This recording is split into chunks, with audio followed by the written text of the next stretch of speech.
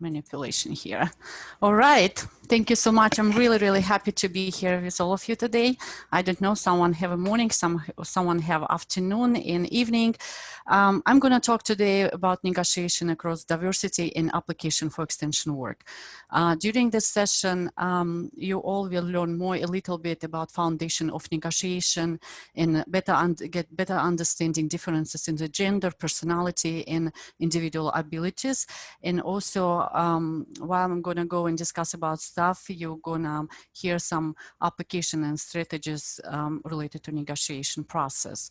So also, I'm going to talk about the negotiation across diversity and cultural differences. And specifically, as an example, I provide application for extension work related to Latino talent and strategies to negotiation. Okay, so let's start. So we all negotiate, right? We negotiate with our families, with our children, with our friends, with our stakeholders, with governmental agencies, organizations, and basically we're doing this every single day. And before I move forward, I would like to ask a question from our audience today. So, and Sarah will help me use a poll in the Zoom. And how often do you experience difficulties during a negotiation process? So you have a three answers options. So you can answer as often, sometimes, and never. All right, so I see almost 40%, 38% answered often, and 63% answered sometimes. And I see people answer, do you believe that the women and men approach negotiate differently? Absolutely, yeah, 94%. Okay, thank you so much for sharing. It's nice, it's really good to know. So we all agree that it is really important, right? And it's people, we really have that issue. So let's move forward. Thank you so much, Sarah, helping. So basically, the word of the negotiation came from Latin, and which means to carry business. In a lot of previous studies that were conducted in 60s and 70s, basically look at the negotiation from the perspective of human relationship. And later, in 70s and 80s and in 90s, we see a lot of research were related to the trust, like openness and conflict, and find the answer for the how to resolve the basically problems and conflicts that we have. So, but any communication between two or more people with an intention to influence, we can call as a negotiation.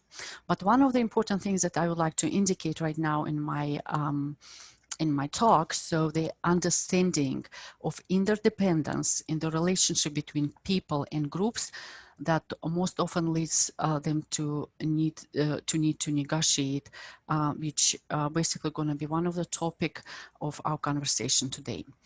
So there are three domains of the negotiation. First, it is relationship.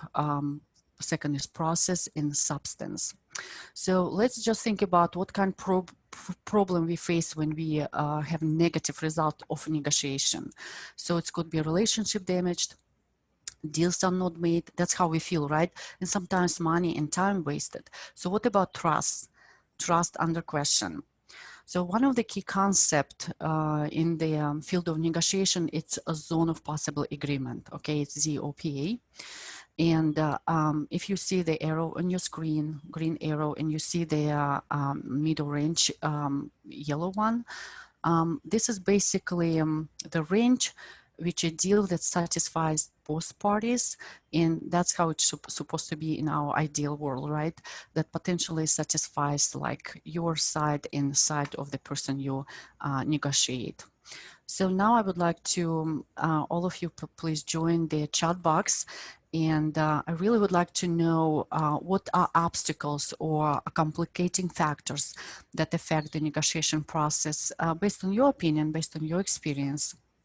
And Sarah, help me to read your comments. Thank you. Hard-headedness, issues of power. Yes, thank you. Yeah, absolutely. Thank you.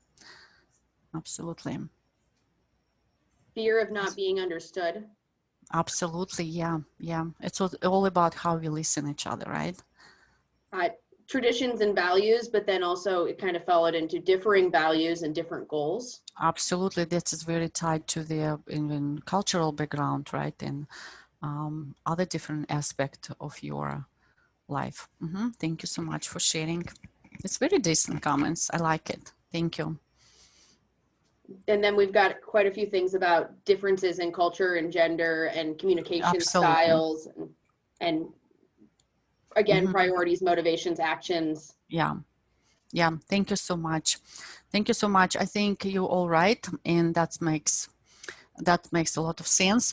So I want to continue my presentation and talk a little bit that individual differences receive more attention right now in the research in research of negotiation. And usually when we talk about individual differences, I mean it's gender, it's personality trait, it's abilities. And from the psychological perspective, and a lot of psychologists, they think that all these things at the more stable individual differences, that's how they call it. And they mean that all these attributes, they change, but they don't change, or they change very gradually over time. However, at the same time, we can identify the key differences among negotiators could be like in different interests, right? In judgment about the future, most time actually, think about in risk tolerance, in time preferences, and even in communication style. However, one of the important dilemma in negotiation process that we always face, it's what information to disclose, right? And it does not matter how you decide to do, I mean, what you decide to do with this, you in any way will have experiencing this risk. So without the disclosure information, you will experiencing risk of missed opportunities. With disclosure of information, you will have risk of exploitation. So let's talk a little bit about application for our extension work, what we do. And from the leadership perspective, I have to tell you, it is very important to start from yourself and ask yourself the following questions that what you will see in your screen right now. But I just indicate some of them. Just think about maybe when you have a conversation with someone and you look very frustrated, right? Impatience. Think about your credibility. Think about, are you really transparent? How you deliver your message, how you listen people, how you communicate with other people from perspective of, are you convincing another person, or you really being an empathetic listener? Are you try to really be responsive to the tactical task instead of look things strategically? Are you just make any assumptions just based on your observation only, or you try to get more facts and provide your point of view? Just think about from yourself, from your perspective first.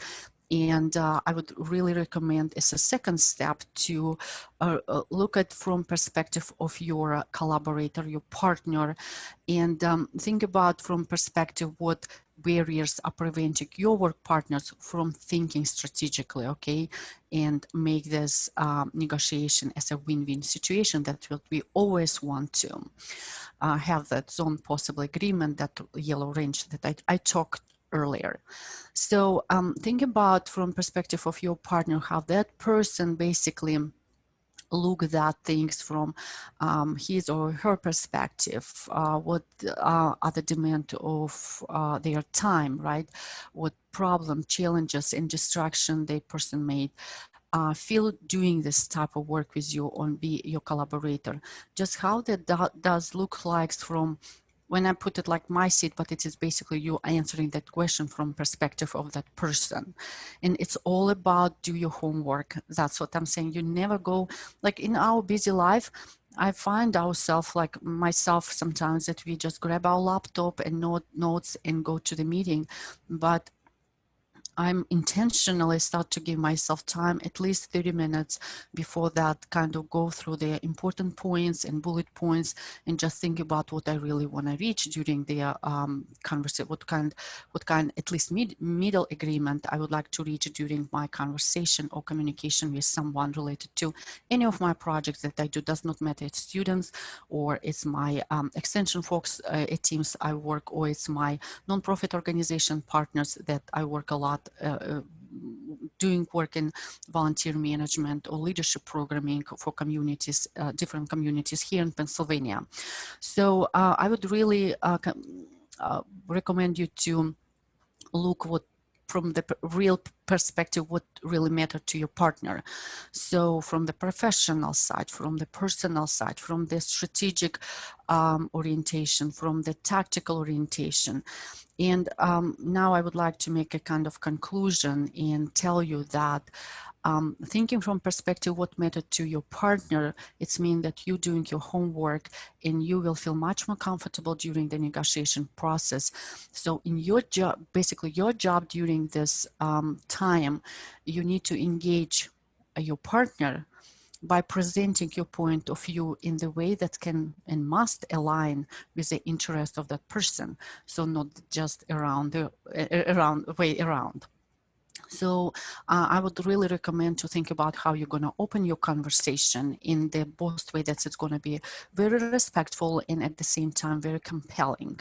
And think about that connections. It is very important. That is your homework, right? What I talked about earlier, it is connection. What mattered to you and what mattered to that person, your stakeholder or your work partner. And think about, is it like, how that looks like, okay, and how that could looks like. And also if you in the end basically make a decision to proceed, and you need to really make sure with whom you would like to proceed and move forward with your process. So here's some tips that I would recommend to use as a kind of not formula, but just would like to remind you that at the heart of the negotiation, it's all about give and take process to use that help us basically to reach agreement. And in a lot of negotiation literature, we hear and see that words like win-win situations, right? When both parties basically mutually accepting the solution to their complex problem. So I think so just think about different tangible and intangible factors during the negotiation that basically could be identified as a motivation and indirect influence to the parties when they negotiate. So like I said earlier, preparation is a key, and think about how you're going to open your conversation. And that's what I mean, put it here as an introduction. And I think it is very important to, from the beginning, have that discuss about all upfront expectations and be very clear about the purpose of the meeting. And it is important that you discuss all the substantive points, and you should to have this. And every time when you have this conversation, I think it is important to reach that tentative agreement or issue, or you need to really think about prior, and you need to emphasize during your conversation that here we are talking 20 minutes or 30 minutes right now. So kind of emphasize that you are doing great. And together we already discussed this, and you are all at the same page, right? And you see that reflection, you see that emotions, and just at the same time, when you kind of doing this tentative agreement and kind of emphasizing the middle point, you're already there. I think it is important also think about different options and considering that different interests, right, of the group and objectives, and think about different criteria before you go to the meeting, how you see things, how you can to really identify to yourself, are you doing progress or not. I think it is just clear, but I still wanted to emphasize that. And have a open communication, it is important. So that's how I think, just keep in your mind in, again, always start from yourself and think from perspective just of successful negotiation, that it is how you prepared to this process, okay? And think about from what matter really for your partner in this case. So if we move forward right now, and I would like to discuss a little bit about gender in negotiation based on the individual differences, right? I plan to do this poll question, but you already answered, if I remember correctly, almost 94% answered that really you are believe that women and men negotiate differently. And I tell you that before I move forward with in this direction, I would like to provide you some a little bit definitions, like definition that have been used in the literature. When they refer to sex or gender. So sex refers to the biological categories of male and female, right? And those researchers who investigate sex differences believe that differences are rooted primarily in biology, and whether the researchers who examine gender lean toward the social explanation for differences in particular behavior. So from the perspective of the area of negotiation research, the term gender is more appropriate and preferred. So you will see right now I'm going to use the term gender in my further discussion.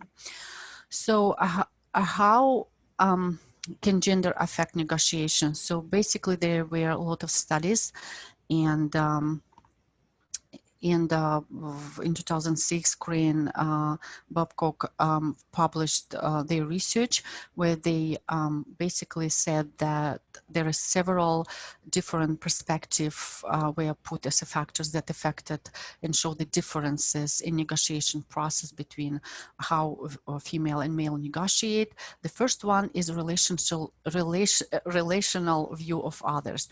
So what that means? That means that women usually place a greater emphasis on like interaction goals, whether the men are driven more like by task specific goals in this case. So second one is embedded view of agency. It's all about that women tend not to draw the strict boundaries during the negotiation process because she's looking for kind of relationship part of this also, while the men most time signaling through his behavior where is the beginning of negotiation, here is the end of the negotiation. So this is like really behavioral part of this. And another thing is beliefs about ability in wars, right, that affected maybe from cultural perspective in our history. And control through empowerment is another one. Problem solving through dialogue, it's how they approach it based on their using power, right, or not using power, or how women see interaction based on their building relationship, sometimes more than men. So in perception and stereotypes based again for our cultural and historical background. So summarizing this, I just want to emphasize that women more likely perceive a conflict episode in relationship term rather than men who looks these things like from their task specific characteristics. So if we generally make a conclusion about how conflicts is framed and interpret. So based on the research, there was a 3 dimensions identified like relationship, right, versus task orientation in them for male, emotional for female versus intellectual, and compromise versus win. And I want to just give you one of the interesting studies that have been conducted by Dr. Deborah Small and her colleagues in 2007. And they told participants they would receive, people will receive between $3 and $10 based on their performance of word task. And upon the completion of the task, the participants were told, here's the $3, okay? Is it okay? So what do you think? The most female participants say okay, but males were far more likely, in 8 times more than females, to seek more money. In this situation, basically based on this research, you clearly see the negotiation basically was an option and female didn't use it, okay? So just from the female perspective, from the negotiation perspective, so women basically just negotiate things more, like look at negotiation from the more negative perspective than asking things. Okay, so here's another few examples that I would like to share with you right now. It is based on the very old studies in 95, based on the average car dealer profits. It's like an example right now. I'm showing you differences, how that affect basically negotiation process. If you see carefully that chart, you're able to see the initial offer profit and final offer profit.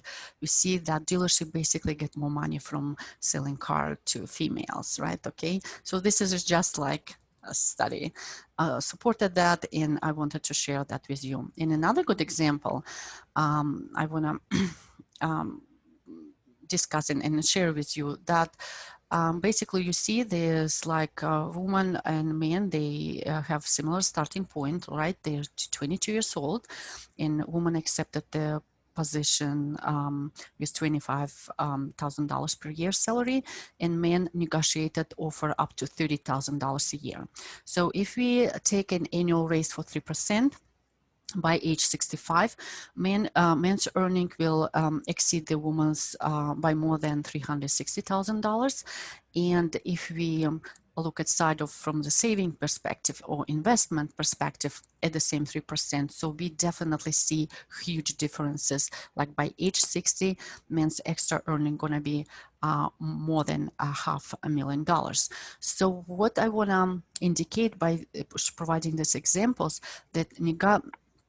that basically neglecting to initiate even a simple salary negotiation can cascade over the length of time or career path, right, into a significant loss. So I think this is just food for thoughts, and that differences in the gender and previous research that basically indicate show us there is a difference. So when we look at from perspective of application for extension, right? So I think we really need to consider several strategies that can help us to overcome that disadvantage in gender differences. And I actually use that studies, Cray and Babcock studies, and Galinsky and others from 2006 and 2003. And there is, you see three things here in your screen, three strategies. It's motivational intervention, cognitive intervention, and situational intervention. So what does mean? So when we talk about motivational intervention, so it's all about activating a negative stereotype, really help you motivate a person to disapprove it. Okay, so it could be like ability, for example, like let's say be better listener, right? Better understand the insight of other person, negotiate our feelings, you know, and just intentionally make changes and change the motives and change the stereotype. So the second one is cognitive intervention. When you basically having a powerful, like really powerful mindset can be important tool in negotiation process. And I mean, when I'm saying this, so powerful mindset in the beginning, when you are really when you're really ready to negotiate and you did a lot of homework, right? Like I talked a little bit earlier, that help you basically feel more comfortable. That's what I'm talking about, like mindset. You have you basically show up in negotiation or conversation, basically being prepared, and you did your homework. You know what you're gonna talk about. You know how you need gonna respect the other point of views, right? In how you're gonna frame the conversation, how you're gonna open the conversation. So you're basically ready. And I think just doing this, like fostering that behavior of them, set up yourself and have that mindful mind, like powerful mindset, and be ready for negotiation. I think just in focus to the common goals, okay, in just kind of it's changing the perceptions of the how you structure it basically from initially your conversation or negotiation process. So the last one, it is a situational intervention. So this is basically intentionally when you give equal power for basically in the gender for any gender, right? Like perform equally. And I think in this case, when people basically know from the beginning that there's a rule, I think it's kind of avoid the imbalance situation in the negotiation process. So here's some tips that I prepared for you to take a look at some strategies for negotiator across all genders. So first one is please stop to stereotype yourself, okay, first. And for the second one, specifically for female, don't replicate male style of negotiation. That was suggestion from the literature. And why I'm saying this, because sometimes we see that aggressive woman style of to negotiate may still draw negative reaction, while this attribute may be really admired in men, okay? So equip yourself with information, make a business case to support your arguments, just discuss about role, discuss about what values you can add doing this particular task or directions go, you know, and just always say what you can bring to this project and how that can improve the final results.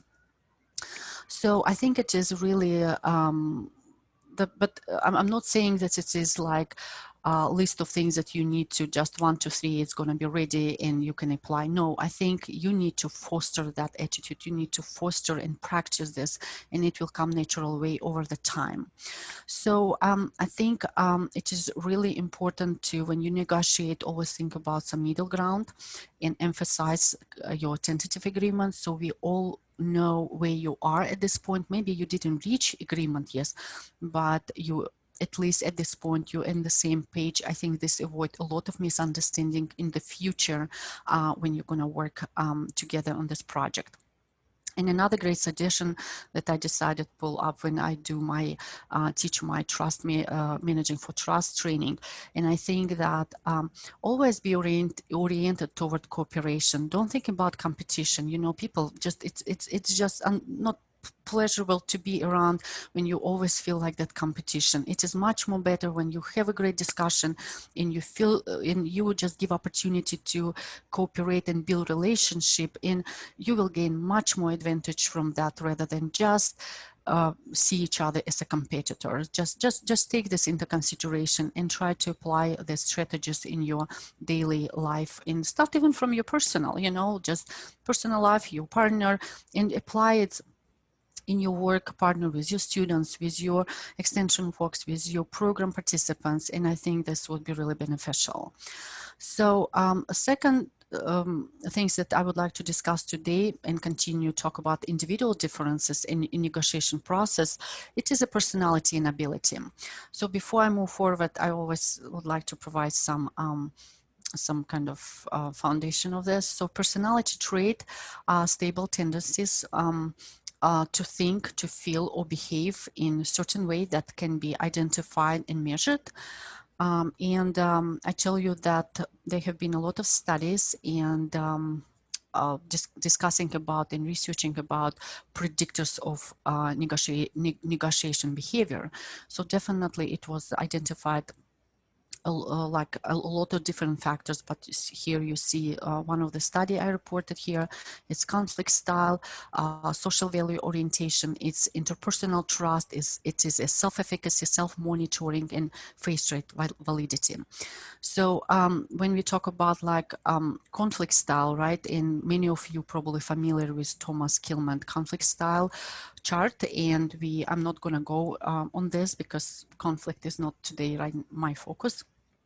But I think that one of them picture on the middle, when you see compromising, I want to just refer to that zone of possible agreement. This is a yellow part on the green arrow that you saw. It's kind of like we try to basically try find balance between being very assertive or being focusing on being using that collaboration and cooperation style in your work. And just think always about that middle grounds and not specific range. So second one is social value orientation. It's basically you more pro-self or you are more pro-social. So when I'm talking about like lower self orientation, it does not absolutely nothing bad. It's mean that you are really take into consideration other people's perspective, you respect it and you demonstrate it and you convey your conversation that way that you definitely have your own interest, but when you present the information, it's aligned with other people's interest as well. So that's what I mean. And you will see that people really appreciate that, and you will have much more I mean, you will leave this meeting being more successful, let's put it like this. And yeah, interpersonal trust and self-efficacy and all of these other things were identified as the predictors of negotiation behavior. So another study, result of study that I wanted to share with you today, it was like Barry and Friedman in '98 examined how big 5 personality factors, or they call 5-factor models of personality, basically relates to negotiator behavior and outcomes. And based on this, I'm not going to go through all details, but you're able to see that on your screen. However, let's say negotiator in higher extroversion and agreeableness were more likely to do worse for themselves, right? It's interesting, but it is a good result to know. I mean, this is a good to know. And just this is food for thoughts, and just I encourage you to think about the strategy you can take when you negotiate and how you're going to convey the conversation starting from the beginning. So there is, let's talk a little bit about ability in negotiation. So there are several of them were identified in the literature. It was basically like cognitive ability. If you talk about cognitive ability, it refers to the very, very general mental capability to kind of to solve problems and think abstractly, you know, and it's very, like I would say, synonymous for the general notion of intelligence that can be compared just based on the how the person process the processing capacity, right, or just decision making or learning, or how person can adapt to the different situation. So and definitely research said as confirm that individual cognitive ability may predict a negotiation process and definitely its outcomes.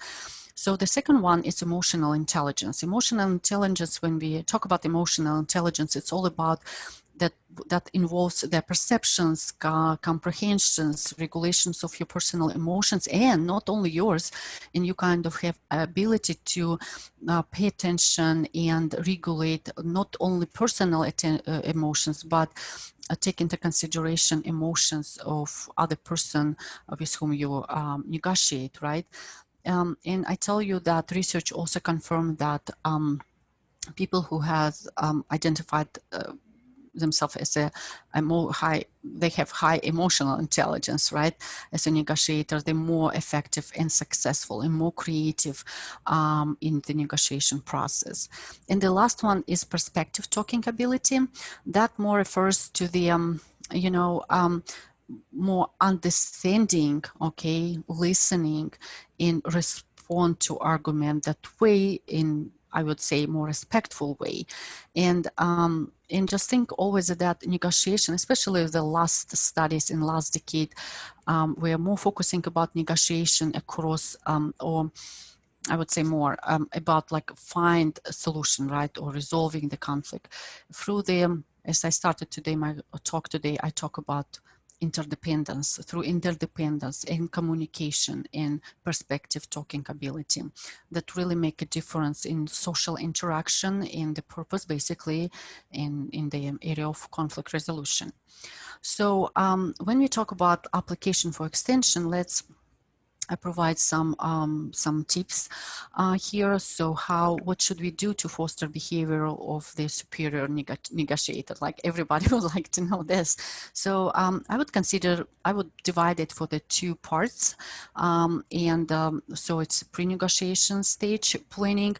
Like I said, it's all about how you prepared, what really gives you to have that set up, that powerful mindset, and be ready for negotiation process. And I think it's just think about outcomes that you or options that you can really discuss, and just like again, it's kind of, I'm reiterating myself sometimes, but it is important things. And think about look at things like what you have common, okay, together, and think about the long-term perspective, not just only for today and tomorrow.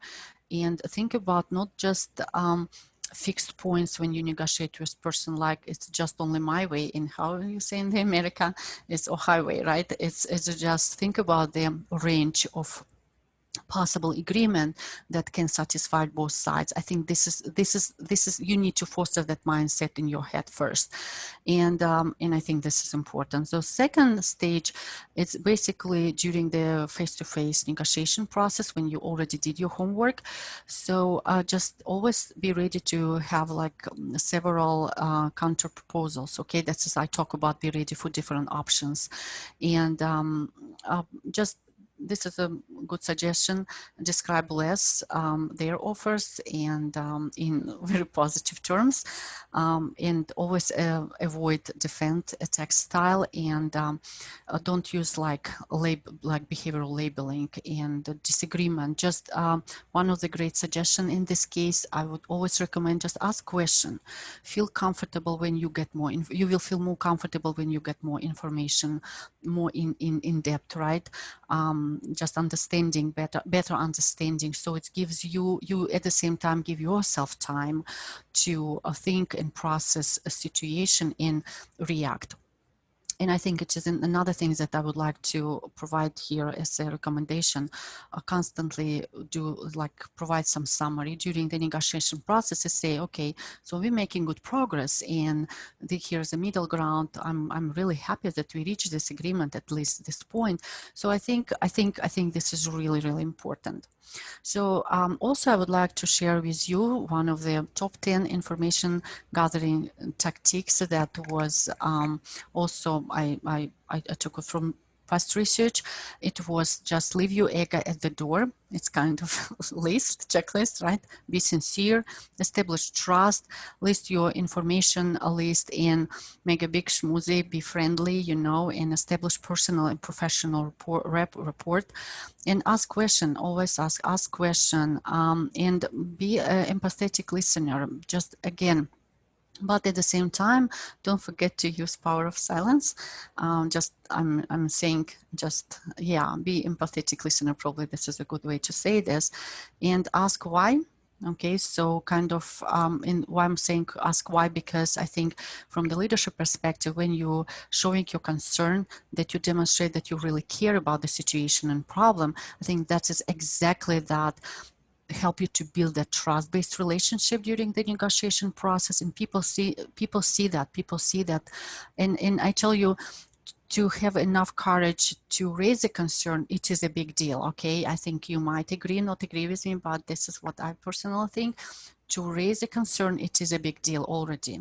So that's mean you have enough courage to raise the question. But think about raising the question, do it in more tolerant way, do it in more diplomatic way, and people really appreciate, because that's how you show that you really care about that situation, and you are here today and willing to put some input and get some really good results out of this. So one of the simple tips related to emotional things, part of during the negotiation process, and I was thinking, what can I recommend you here? So I think just first one, probably never don't react. Okay, in like an example, say you need a glass of water, or you need to go to balcony or restroom, whatever, and don't argue, and never argue. I think just be patient, and I think take in during the conversation, don't use like personal things, just depersonalize the situation itself. I mean, generally, and just even you want to talk about something, just look at like some independent in some like standards. Okay, so I think it would be easy, and sooner or later the person understand that you are your behavioral basically really up to scale. You know, you are good, and I think people may maybe not at this moment, but believe me, I think they appreciate that style. So I look at my time right now, and I'm going to go to the our last part of the negotiation across culture. And I see we have a lot of people from different countries, right? Part of the AIAE. And I want to ask you one question about, and using please chat box, what are cultural barriers based on your opinion, based on your experience in the past, or probably in current your project you're working with different audiences across countries, or maybe in your country but with different minority groups. Please, can you share what are cultural barriers based on your experience in using a chat box? And I would like ask Sarah to read your comments. Language. Absolutely, yeah. How to greet and talking style. Language again. Oh yeah, absolutely, I agree with that. Fear of offending. Mm-hmm. Understanding of indigenous or mixed races. Absolutely, yeah. Mm-hmm. Types of nonverbal communication. Mm-hmm. Mix of gender, or how gender kind of comes into play. Yeah. Cultural or historic nuisances, especially if minority groups exist. Okay, thank you. Mm-hmm. Religion and dress. Absolutely. Misunderstanding of identities. Mm-hmm. Yeah, thank you so much. Thank you so much for sharing. I think we enrich ourselves, right, in our audience, like hearing different perspective and different experiences. I think if we would have face-to-face workshop, definitely we could much more longer conversation and discussion. But having this virtual world today and addressing, that's how we can address pandemic and still continue working. I think I'm really, really happy that you shared this, and I'm glad to hear that all of you have different experience, and I see that based on the comments. And let's move forward. And before I really move forward, I want to show you real examples in how we understand things differently in different cultures. So I remember there was like in 60s, right? I guess in the United States, there was like when like Pepsi generation, you know, comes alive. You are in the Pepsi generation slogan. Like think about it was okay and great here, right? But when we talk about think about from perspective what people really understand being in another country when Pepsi moved in global platform.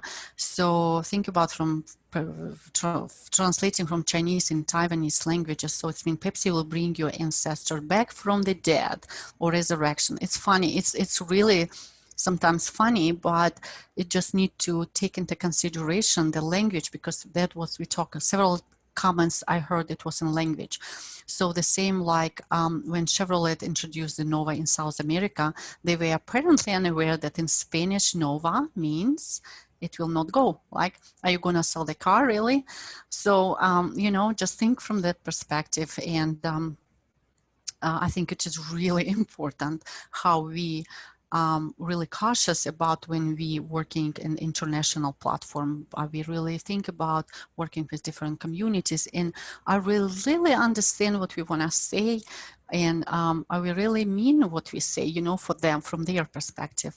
So there is a lot of study have been done in this area, and I just want to mention that Hall's model of cultural values, basically based on the differences between different cultures, and they identified like three major areas. It's communication context. So from the perspective, culture can be differentiated based on engagement or more like high context communication or low context communication. What I mean by that low context communication, people very direct, okay, clearly explicit, and just that's it. They talk specifically about this. In some high context cultural communication looks like less direct, you know, it's a surrounding context.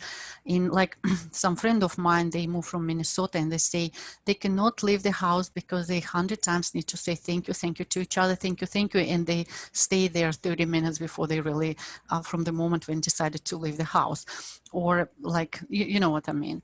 So the time, from time perspective, for some culture, when we, in the Western culture specifically, when we talk about we're going to have a meeting at 10 a.m., it's mean 10 a.m. and people here like 10, 20 minutes sometimes prior to the meeting.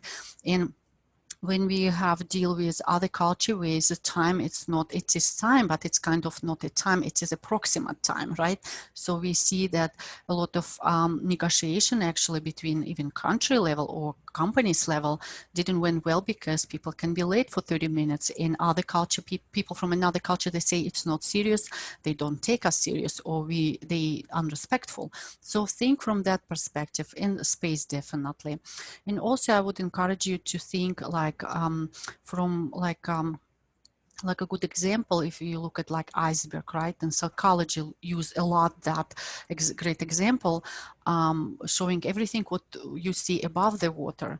Basically, it's like 10-20%. It's kind of visible culture. It's like food, facial expression, language, music, festivals, right? And all of this kind of stuff. But there is so many things under the water. So what I want to say, don't jump to the conclusion when you have negotiation process.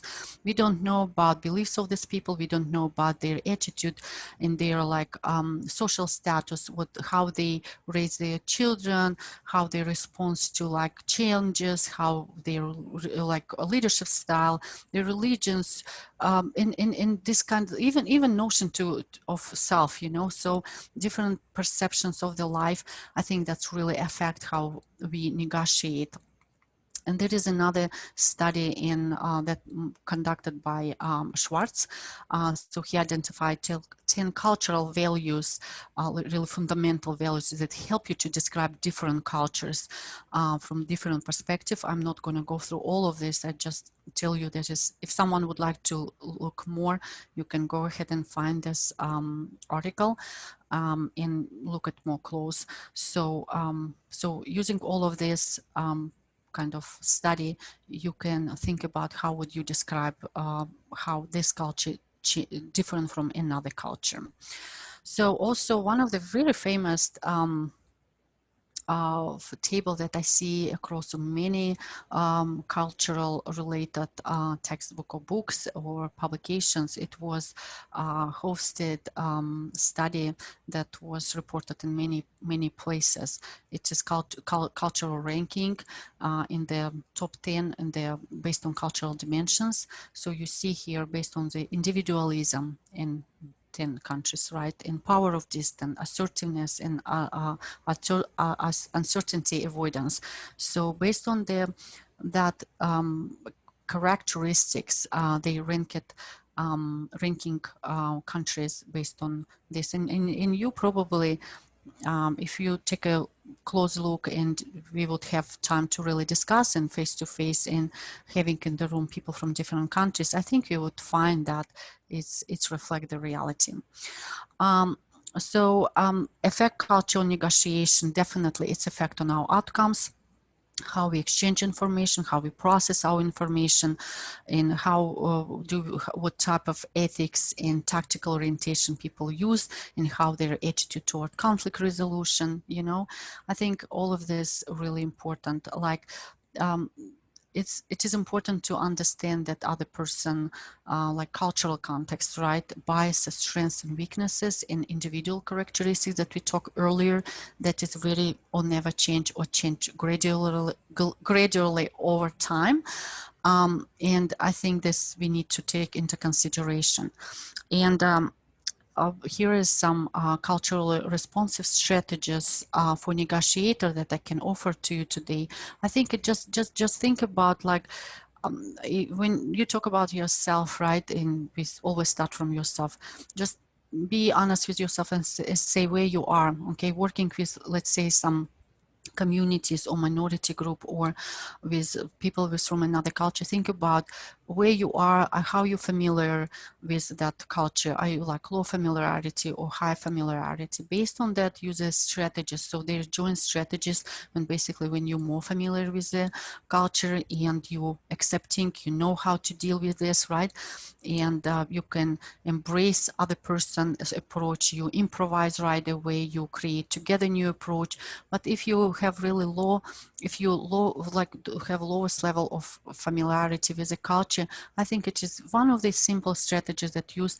Just invite someone, invite advisor, invite person from that community, and discuss with that person and ask them to help you to better understand what kind of strategies that you can use.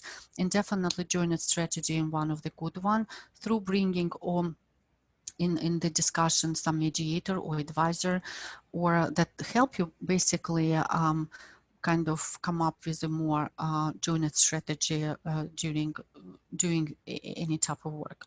So now I would like to talk a little bit about as an application for extension from perspective working with Latino talent. Why I'm decided to Latino talent, because in Pennsylvania we're experiencing very high immigrants from Latina countries, Spanish-speaking countries, and especially farm workers. And I have my leadership program for farmers, and I do a lot of extension publication and translating, tries to translate, not myself, in Spanish. So, and I see people really use these resources, and there is a need.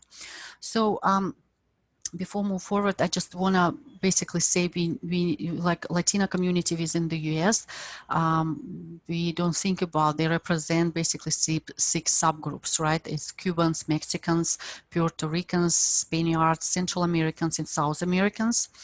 And we never think about, we just say Latina population, but we don't think about that people can come to the United States from different countries, and we have 22 plus maybe countries who speak Spanish, the population speaking Spanish language.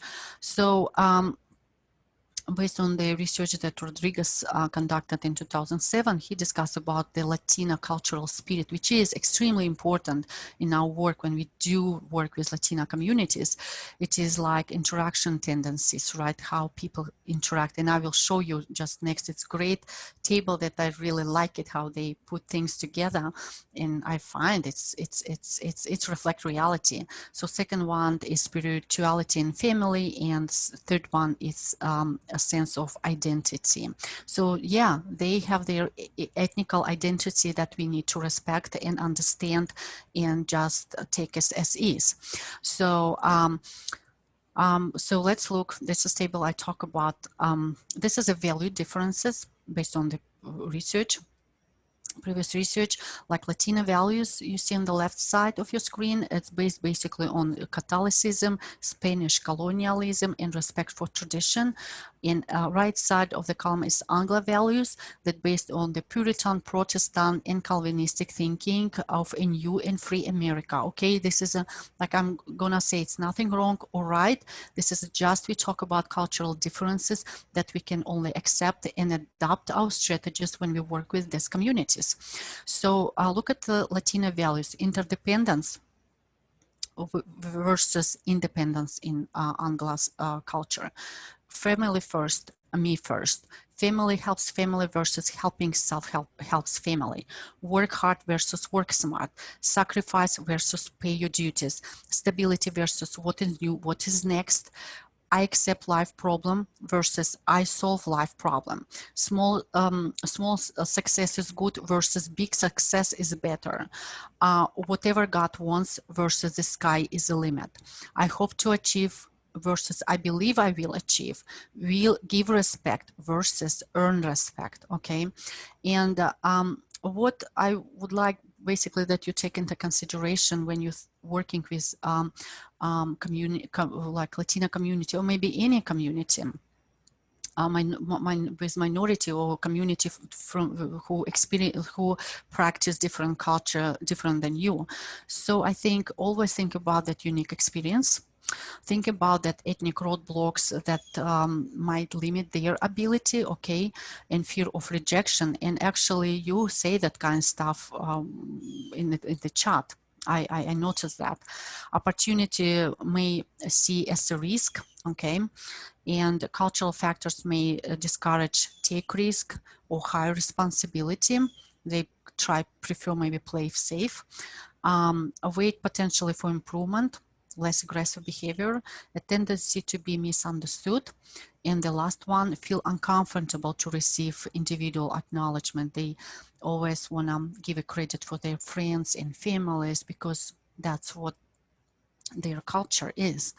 So for extension professional, when we work with Latina communities, I find myself, I cannot just jump and do even collect data or just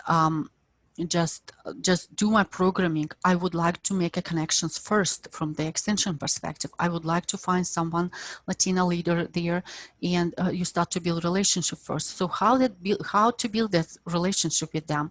It is, I'm going to talk about that. This is all about your emotional support. You need to have this, be very empathetic to situations, okay? You need to demonstrate the kindness. You need to try build the trust with these people, with their community leaders as well. And I think second one, it is instrumental support. It is just basically your job to do that way that they be more competent and do the work effectively. If you work with them as in the project, it is, you need to think about provide the support to deal with personal and professional problems, and will be willing to share all the resources you have and be very just helpful and provide recommendations, you know, and appraisal support. It is when we really in situation when we compare the culture of the situation and how we self-examine, you know, working with this community. So this is a major thing that I wanted to share with you today. And this is all resources that helped me to put together this presentation.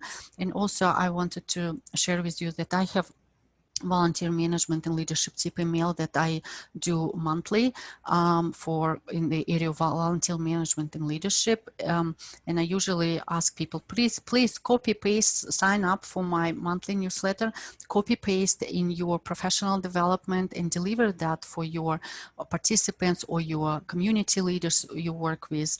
And another one, I do research and brief publication, which is biannual publication. I do it for extension folks, for outreach educators.